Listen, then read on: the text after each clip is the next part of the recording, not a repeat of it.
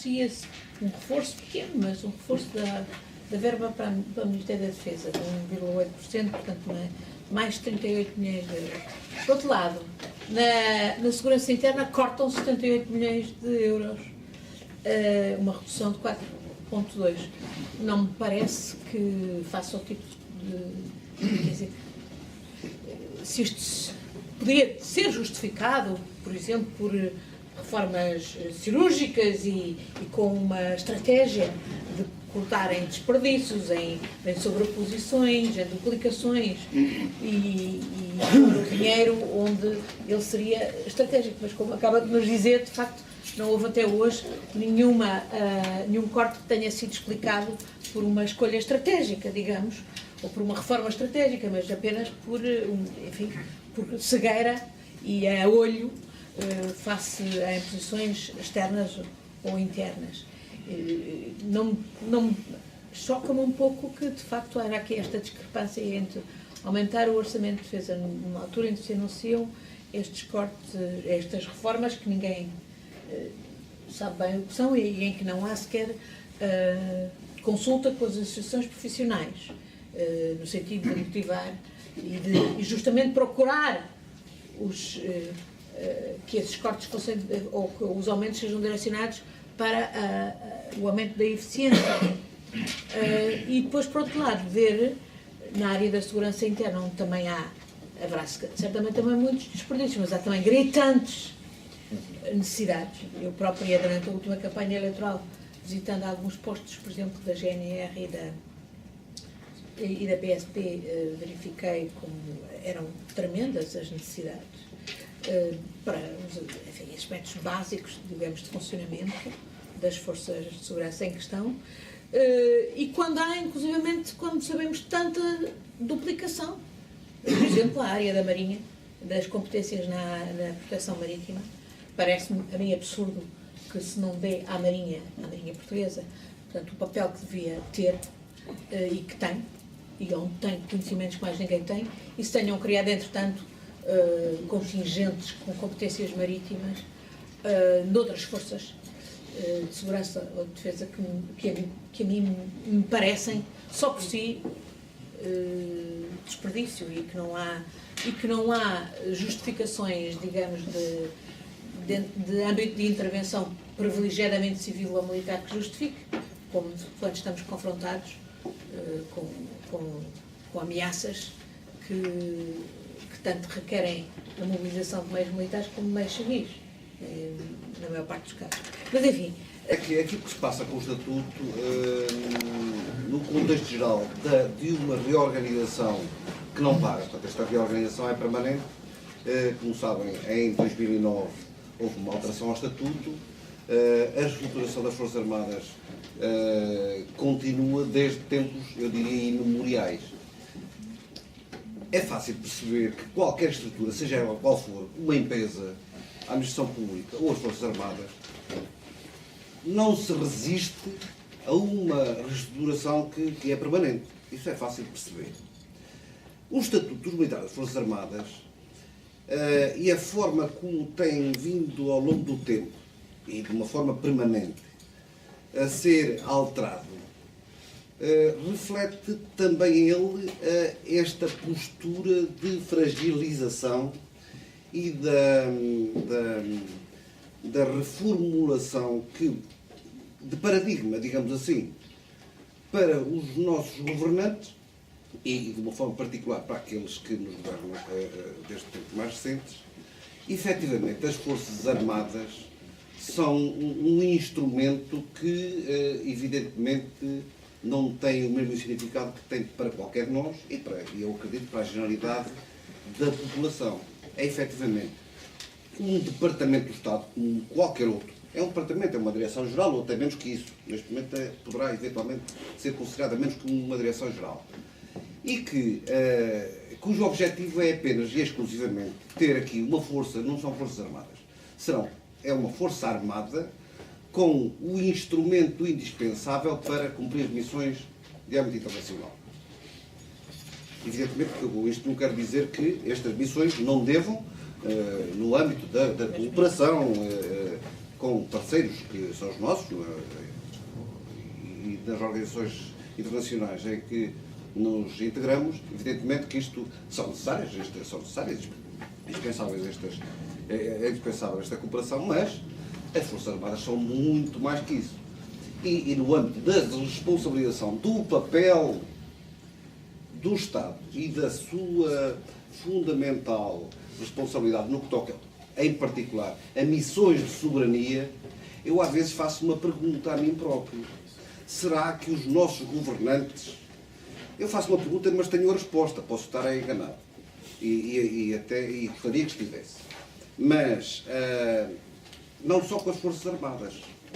Com as Forças Armadas eu sinto mais, porque é a instituição que eu servi e continuo a servir. Mas, tudo aquilo que tem vindo a ser feito às soluções ou aos instrumentos que se constituem como essenciais para a existência do Estado, tem vindo a ser fragilizado. Ora bem, se eu fragilizo algo que é essencial, hei de ter qualquer propósito. Eu, ao mesmo tempo, olho, e há pouco falei dos recursos que vão sendo alienados, e isto é feito assim, parece de ânimo leve. E não é, porque um país, para ser, eu volto aqui, desculpem repetir isto, porque é qualquer coisa que me atormenta o juízo. Quando se, e agora exagerando aqui o modo, quando se pretende vender um país, evidentemente que, admitindo que a comunidade não estará disponível no imediato para isso, há que enganar essa comunidade. E há que, e fundamentalmente, isto é que tem a ver com as Forças Armadas, e há que fragilizar os instrumentos que podem impedir esse objetivo. E é isso que está a acontecer.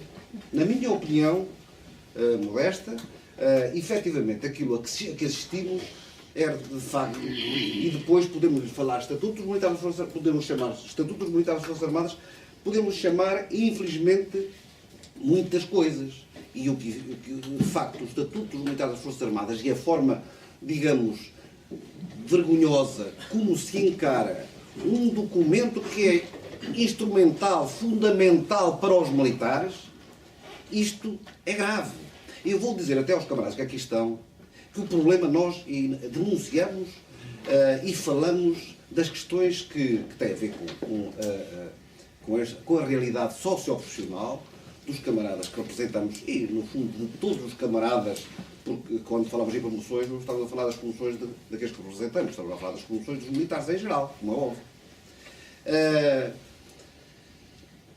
Esta questão que nós colocamos como afetando a representatividade, portanto, aquilo que devia ser considerado como adequado e razoável, atender à representatividade das associações, etc., isto é grave, evidentemente, mas mais grave no que toca ao Estatuto.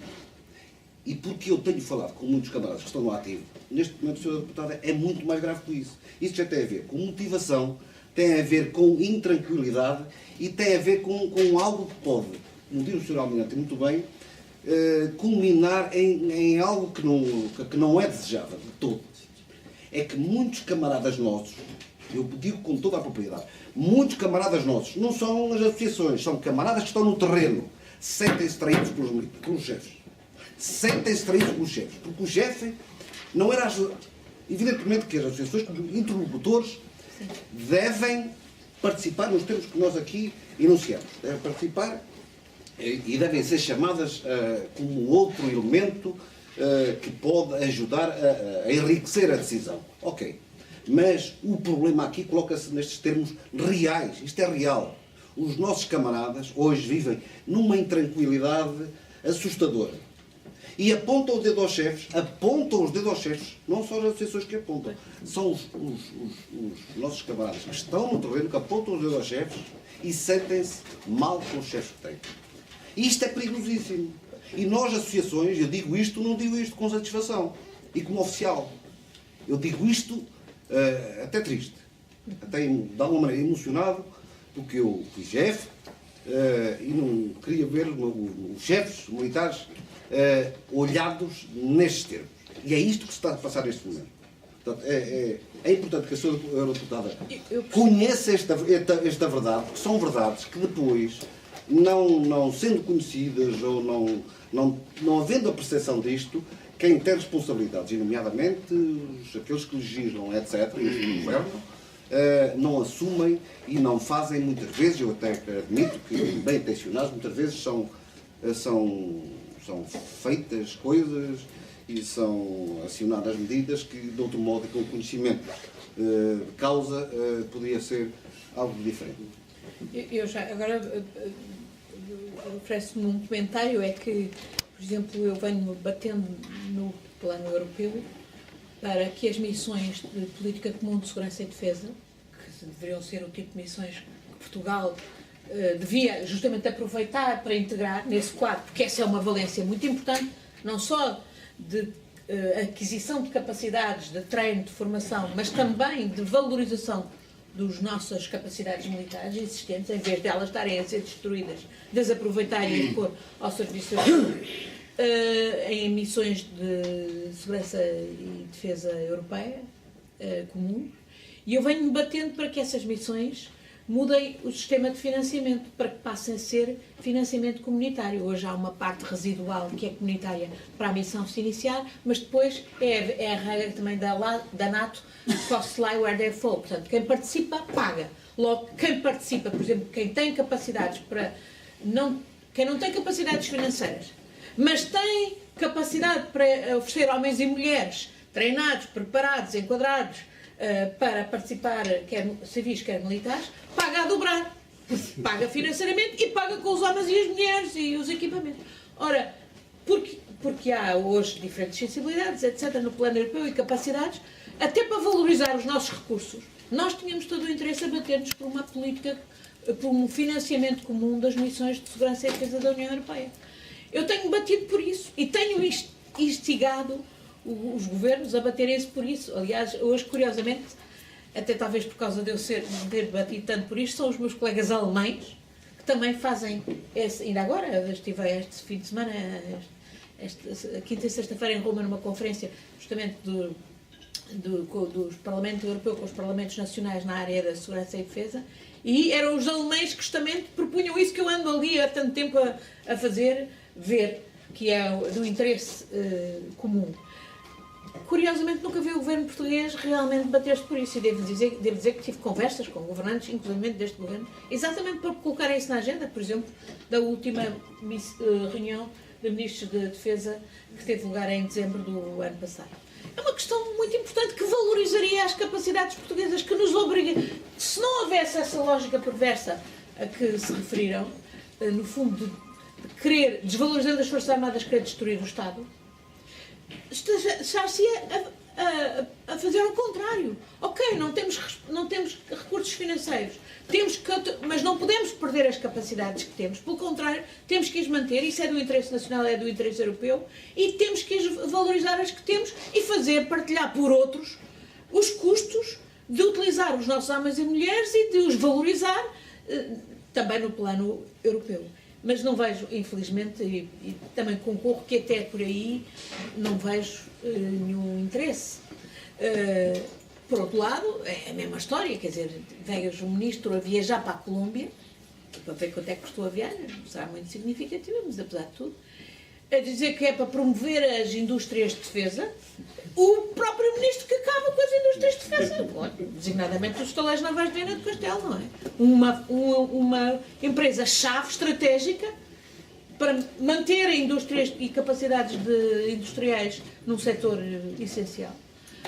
Portanto, de facto, a lógica é perversa e eu também concordo que o desígnio último, e isto é difícil de explicar aos cidadãos, mas nós temos que o fazer, e vocês fazem, e também temos de fazer, é, em última análise, de facto,